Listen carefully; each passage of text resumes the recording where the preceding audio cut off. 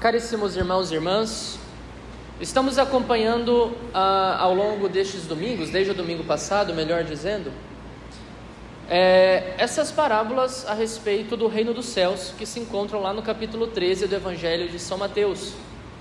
No domingo passado nós vimos a parábola do semeador, o semeador que sai a semear e vai lançando as sementes que, embora sejam de qualidade ímpar, maravilhosa, caem em terrenos distintos e por causa disso, em alguns não dão fruto, em outros dão fruto. O problema então não está com a semente, o problema está com o terreno. Só que naquela parábola, a semente era uma representação da palavra de Deus e o terreno uma representação de nós todos, correto? Nós recebemos a palavra de Deus, a palavra que vem de modo proporcional, segundo as nossas necessidades, para todos recebem a palavra. O Senhor está mandando a palavra para todo mundo, mas nem todo mundo consegue fazer a palavra frutificar. E a gente consegue ver isso de maneira muito clara e muito viva na nossa vida, quando alguém que não é de igreja, mas olha para nós que somos de igreja e diz: nossa, mas você não é cristão? E está fazendo essas coisas? E está agindo desse jeito? O que é que essa pessoa que não é de igreja está revelando para nós? Uma verdade necessária.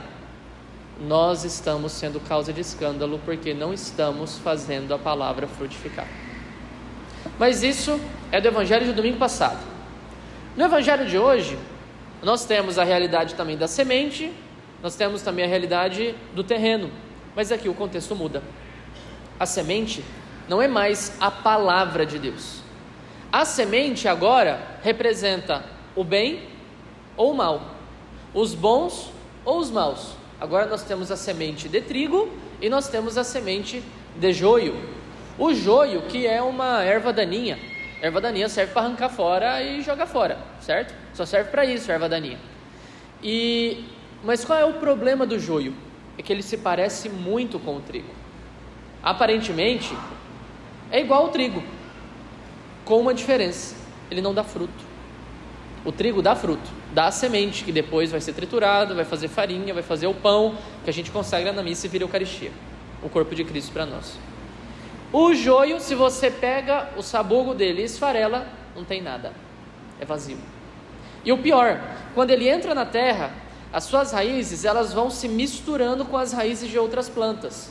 Por causa disso, quando você puxa o joio para arrancar, uma vez que você identificou de fato o que é o joio, a chance de você arrancar a outra planta, na qual o joio se amarrou por causa das suas sementes, também é grande. Você arranca o joio e pode tirar também o trigo. Por isso que Jesus fala na parábola: não arranqueis o joio ainda, deixai-o aí, deixai os dois crescer. A semente então agora já não representa mais a palavra de Deus, a semente representa nós, os bons e os maus. E o terreno já não representa mais o nosso coração imediatamente, mas representa o mundo de modo geral, o lugar onde nós vivemos. E o que é que nós podemos enxergar nessa parábola?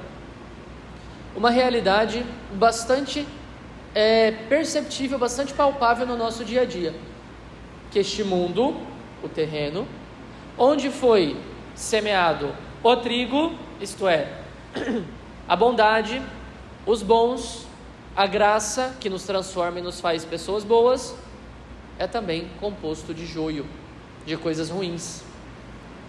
Nós podemos perceber claramente na nossa vida, em qualquer lugar onde nós estamos, na nossa família, que existe o bem e que existe o mal, claramente. E o mal causa em nós profunda indignação.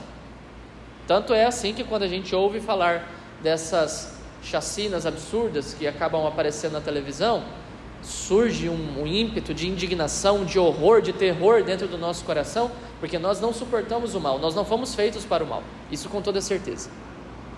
Mas ele existe. Vamos resolver o problema do mal? Vamos acabar com o mal de vez? Vamos arrancar o joio? Não. O joio vai continuar.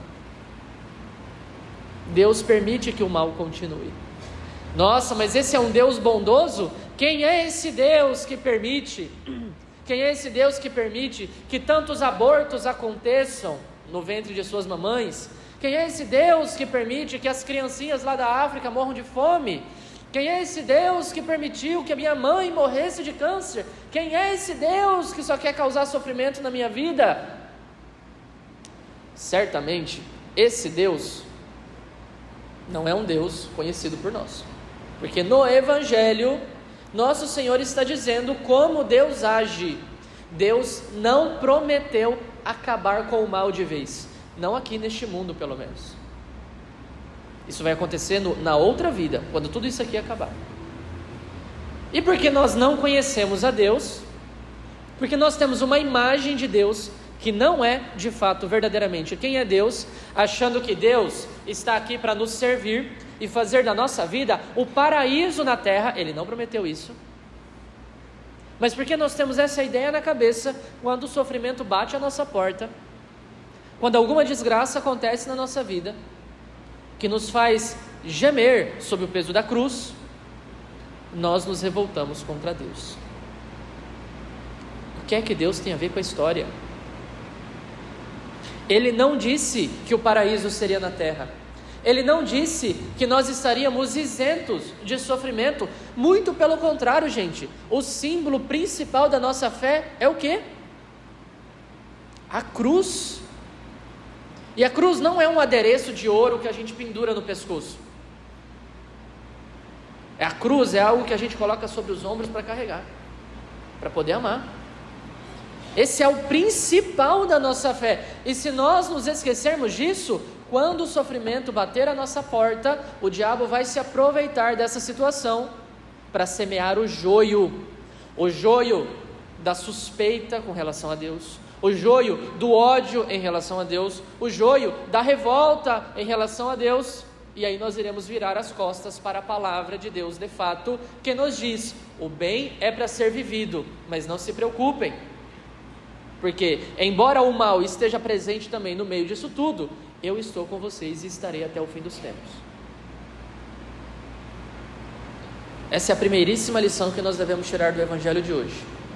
Não queiramos fazer desta vida aqui na terra o paraíso. Isso não vai acontecer. E todas as vezes que nós tentarmos fazer isso, nós iremos ser profundamente frustrados. Nós iremos ser pegos de surpresa. Não sei se você já percebeu na sua vida coisas do tipo: quando está tudo bem, está tudo em paz, começa a surgir uma espécie de ansiedade no coração. A gente começa a pensar: ai, está tudo bom demais, vai acontecer alguma coisa, ai meu Deus, vai acontecer alguma coisa. Às vezes isso é um pouco superstição, né? Mas a verdade é que nunca tudo está de maneira completamente estável, 100% bem. Isso não existe, não neste mundo. Mas nós continuamos desejando, certo? Nós queremos o bem absoluto. Isso é para o céu. Então a primeira lição que nós devemos tirar desse evangelho é: nós vamos ter que conviver com o mal, com toda certeza. E eu não estou falando do mal distante, o mal, por exemplo, que acontece lá em Brasília, com os nossos governantes, que a gente tem essa tentação de projetar o mal para bem longe de nós, né? O mal está lá fora, o mal está na política, o mal está no meu chefe. Mas e aqui dentro do nosso coração? Não tem mal, não? Não tem joio aqui dentro, não? Não, padre, eu sou uma pessoa boa. Tá bom, não vou duvidar, não vou questionar, não vou julgar. Em primeiro lugar, olhe a trave no seu olho para depois julgar o cisco no olho do seu irmão. Tá bom? Tá bom, não vou julgar. Mas convenhamos, meus irmãos, ninguém é tão bom assim. Nós não somos assim tão bons. Ah, padre, mas e os santos? Ah, bom, os santos manifestam a bondade de Deus porque se deixaram transformar dolorosamente num processo de santificação que foi retirando o joio do seu próprio coração, mas não retirou o joio do seu redor. Os santos sofrem muito, porque percebem com maior clareza ainda o mal no mundo. E sofrem porque veem que este mal, que é causado por eles e pelos outros, porque se tem uma coisa que um santo sabe fazer, é olhar a sua miséria, reconhecer a sua pobreza e bater no peito pedindo perdão.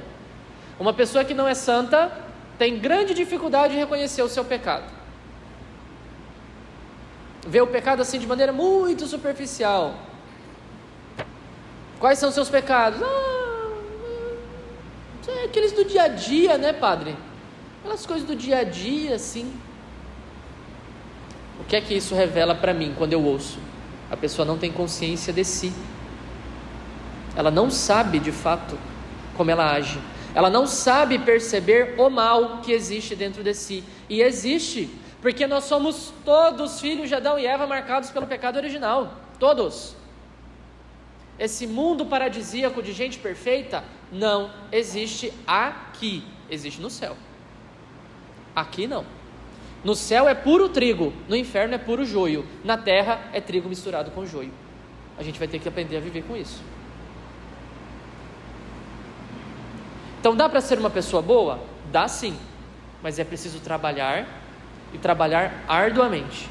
E aí, aqui começa a se abrir para nós um pouquinho mais a questão desse mistério do mal presente nas nossas vidas, porque nós queremos um mundo de bem, de bondade, certo?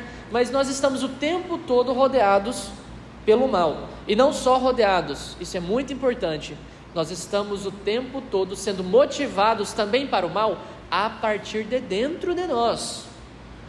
Precisamos pedir a Deus a graça de enxergarmos o mal que age dentro de nós, porque o mal lá fora não se resolve se o mal aqui dentro não se resolve. Queremos paz mundial? Ótimo, vamos nos converter. Imaginem só, se todo mundo, no mundo inteiro, vivesse o Evangelho, mas vivesse de fato, radicalmente, amar a Deus sobre todas as coisas e ao próximo como a si mesmo. Se você tem que amar o seu próximo como a você mesmo, você não vai fazer o mal ao próximo, você não quer fazer o mal a si. E se todo mundo fizesse isso, os 7, 8 bilhões de seres humanos na Terra, haveria guerra? Não. Nós estaríamos em perfeita paz. Perfeita paz. A solução para a guerra não é um tratado político entre as nações. A solução para a guerra é a conversão dos corações. E você pode ver isso dentro da sua casa. Dentro da sua casa. Dentro de casa a gente já começa a ver a manifestação da paz, quando a conversão começa a agir, especialmente se vários da família se convertem. O casal está naquele pé de guerra, cada um puxando para um lado. Desgraçadamente se esqueceram da sua função matrimonial. Aí um se converte e começa a ficar mais silencioso, começa a suportar mais o sofrimento sem reclamar, sofrendo, mas procurando ser trigo. E sabendo que o seu esposo ou a sua esposa, embora esteja agindo como joio, pode ser trigo, pode se transformar em trigo.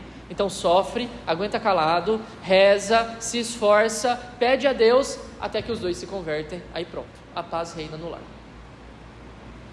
Porque os dois, como trigo, vão se esforçar contra o joio dentro de si mesmo, e vão aprender a viver o amor. A paz reina. A gente começa a perceber então que o mal, embora não seja desejado por Deus, ele acaba sendo utilizado por nosso Senhor para a nossa própria salvação. O mal, quando ele aparece na nossa vida, muitas vezes, ele pode nos ajudar a ir para o bem. Isso é um grande mistério. Já dizia aquele ditado, né? Se não vai por amor, vai pela dor. Pois é, Deus age assim também. Tem um livrinho de um autor britânico chamado Cartas de um Diabo a Seu Aprendiz. Foi lançado um pouquinho antes da Segunda Guerra Mundial.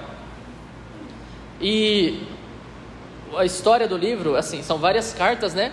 Que um diabo mais experimentado está mandando para um diabo inexperiente para ensiná-lo como fazer maldades, né? É bem interessante o livro.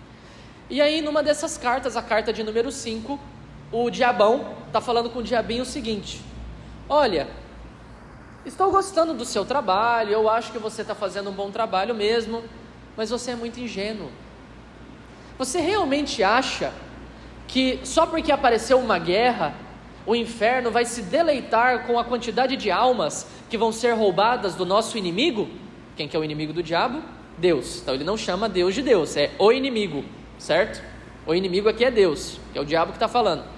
Você realmente acha que só porque apareceu a guerra, o inferno vai ficar cheio dos filhos do nosso inimigo?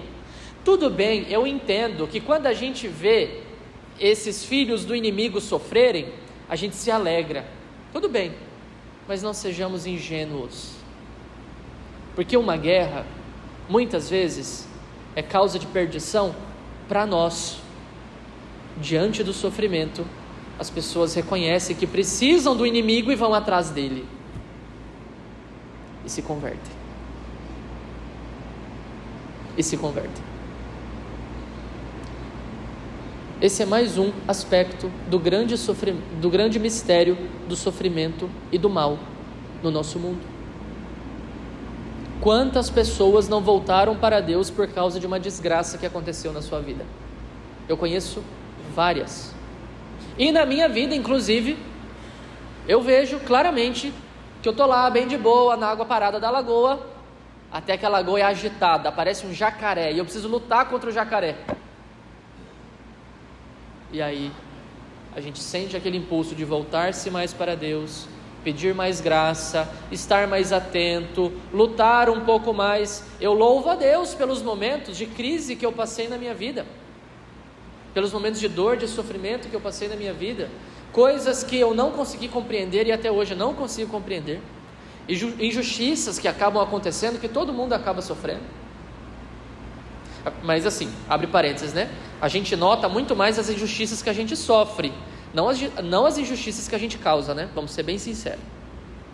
Fecha parênteses. O mal, quando ele aparece na nossa vida, ele pode ser fonte de graça. Não porque o mal em si seja fonte de graça. Aí você vai dizer, então agora eu só vou fazer o mal porque o padre disse que o mal é fonte de graça. Não é isso.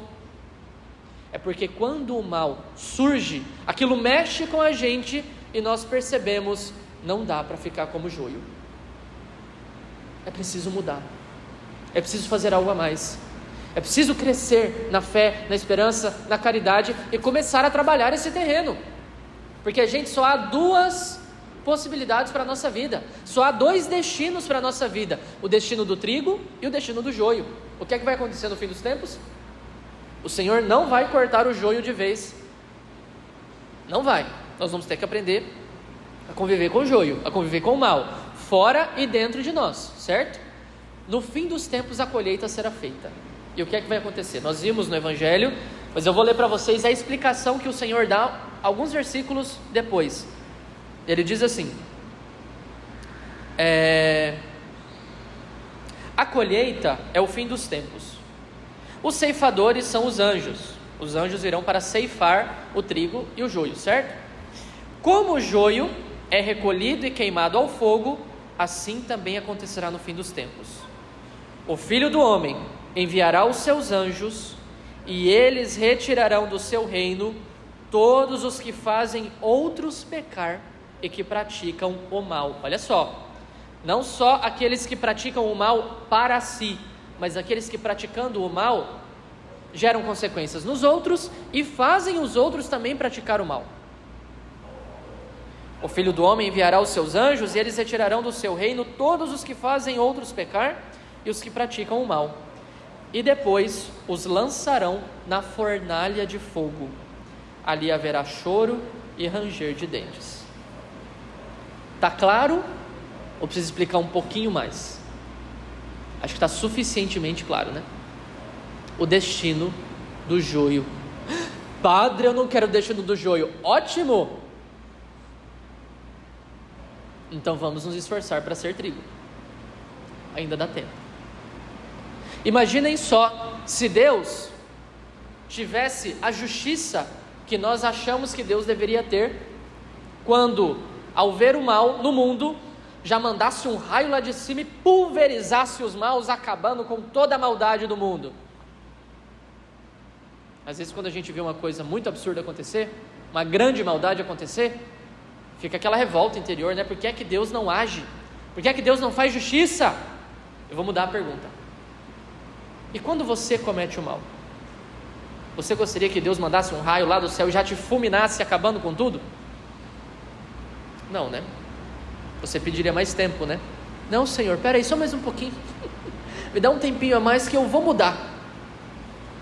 E por que os outros não podem ter um tempinho a mais? Se São Paulo, por exemplo, quando era Saulo, assassinando cristãos à torta e à direita, se ele tivesse sido fulminado pela justiça divina, nós não teríamos o Novo Testamento. Se Agostinho tivesse sido fulminado pela justiça divina, nós não teríamos esse grande padre da igreja que nos deu uma grande compreensão da doutrina de Deus, da doutrina de Cristo. Se Inácio de Loyola tivesse sido fulminado pela justiça divina, nós não teríamos a companhia de Jesus, os jesuítas, que evangelizaram a América, a nossa nação, o nosso povo. O mal está no mundo e é um grande mistério, mas Deus sabe tirar um bem de tudo isso. O nosso esforço é o de fazer com que este bem nos alcance também e que nós trabalhemos para retirar o joio. Na prática, o que é que a gente tem que fazer? Lutar contra o pecado, com toda certeza, se apoiando nos sacramentos. Quem mora junto e não é casado, se esforce para se casar, isso é muito importante. Quem há muito tempo não se confessa, volte a se confessar para poder receber a comunhão dignamente, porque receber a comunhão em estado de pecado mortal é pior, aumenta o joio no coração, e vocês viram aqui qual é o destino do joio. Quem está em estado de graça, receber a comunhão eucarística com muita piedade, com muita devoção, sabendo que ali está aquele que está lançando a semente boa e transformando o seu coração em trigo. O terço todos os dias, como Nossa Senhora nos pede, para que tenhamos a paz que é fruto da conversão. Por isso o terço gera em nós a conversão quando nós o rezamos piedosamente. E é claro, não é só rito que a gente vai fazer na nossa vida, né? E é claro, também o esforço concreto, diário, de sermos pessoas melhores, sabendo que nós somos muito ruins, todos os dias lutando para sermos pessoas melhores. Mas aí vem uma nova armadilha do diabo, e com isso eu termino. Quando você começa a lutar para ser de Deus, para ser menos joio e mais trigo, o diabo lança uma nova armadilha, e muita gente acaba caindo. E qual é a armadilha? É a armadilha da presunção e da vaidade. Nossa, veja como eu sou trigo, veja como eu estou purificado. Nossa, olha como eu já deixei o mal lá para trás, eu já nem cometo mais aqueles pecadões do passado, eu nem faço mais aquelas coisas. Aí pronto, aí tudo fica danificado, tudo fica manchado por causa desse pecado de vaidade e de presunção. Precisamos ser pequenos, gente. Eu não sei se eu sou joio ou se eu sou trigo, eu estou me esforçando para isso, e vou continuar me esforçando até o fim, porque a tentação do orgulho, ele só vai passar 15 minutos depois da nossa morte. Então nós vamos lutar até o fim. Eu sou trigo ou eu sou joio? Não sei, eu quero ser trigo, eu vou me esforçar para isso. Eu vejo muito joio dentro de mim, mas eu quero ser trigo, eu vou lutar por isso. E o lugar da luta é aqui, na igreja, porque a igreja não é a casa dos santos, a igreja é a casa dos pecadores que se reconhecem como pecadores e vão lutar para ser santos. É para isso que nós estamos aqui. Que Nossa Senhora, ela sim, o puro trigo de Cristo, o puro trigo de Deus, que ela nos ajude a retirar o joio do nosso coração, das nossas famílias, do nosso trabalho, do mundo como um todo, mas sempre começando dentro de nós, e ela quer realizar esse trabalho. Recorramos a ela todos os dias, como boa mãe ela vai nos ajudar. Louvado seja nosso Senhor Jesus Cristo.